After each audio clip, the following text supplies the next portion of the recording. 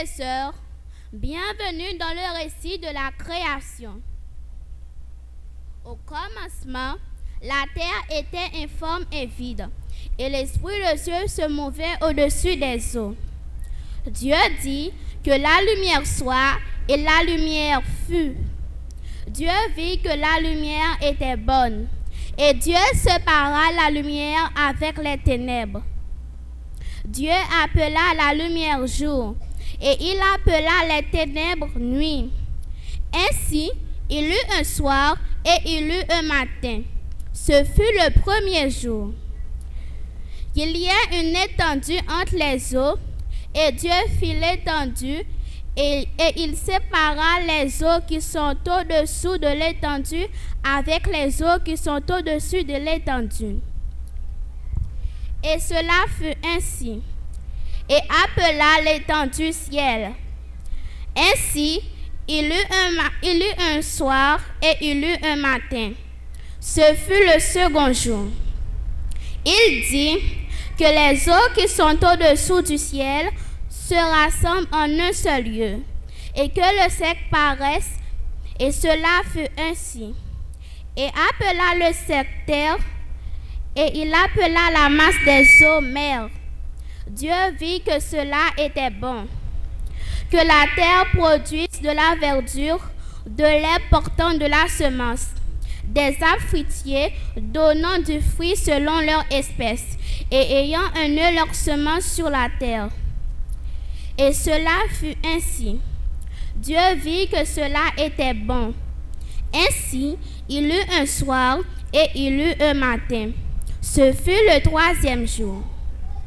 Qu'il y ait des luminaires dans l'étendue du ciel, pour séparer le jour avec la nuit.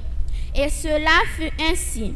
Il fit les deux grands luminaires, le plus grand pour présider au jour, et le plus petit pour présider à la nuit. Il fit ainsi les étoiles, et vit que cela était bon. Ainsi, il eut un soir et il eut un matin. Ce fut le quatrième jour.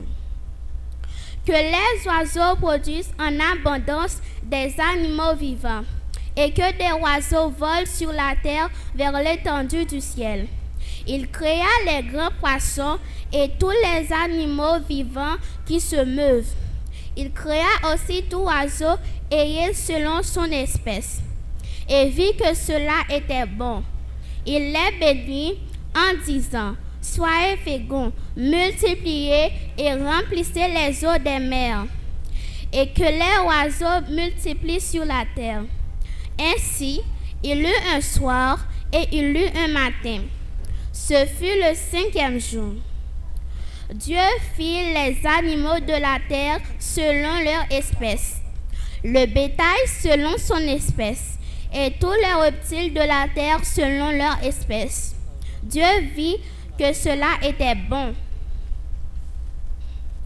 Faisons l'homme à notre image, selon notre ressemblance, et qu'il domine sur les poissons de la mer, sur les oiseaux du ciel, sur le bétail, sur toute la terre, et sur tous les reptiles qui rampent sur la terre.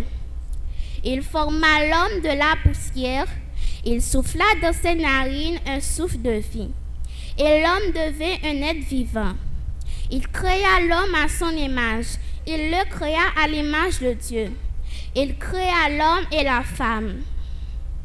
Il les bénit, et Dieu leur dit: soyez féconds, multipliez, remplissez la terre, et l'assujettissez, et dominez sur les poissons de la mer, sur les oiseaux du ciel, et sur tout animal qui se meut sur la terre. Et voici, je vous donne toute herbe portant de la semence, et qui est à la surface de toute la terre. Et tout arbre ayant en lui du fruit d'arbre et portant de la semence, ce sera votre nourriture. Ainsi, il eut un soir et il eut un matin. Ce fut le sixième jour. Ainsi furent achevés les cieux. Il acheva au septième jour son œuvre qu'il avait et il se reposa au 7e jour de toute son œuvre. Il les bénit, il bénit le 7e jour et il le sanctifia, parce qu'en ce jour, il se reposa de toute son œuvre qu'il avait créée en la faisant.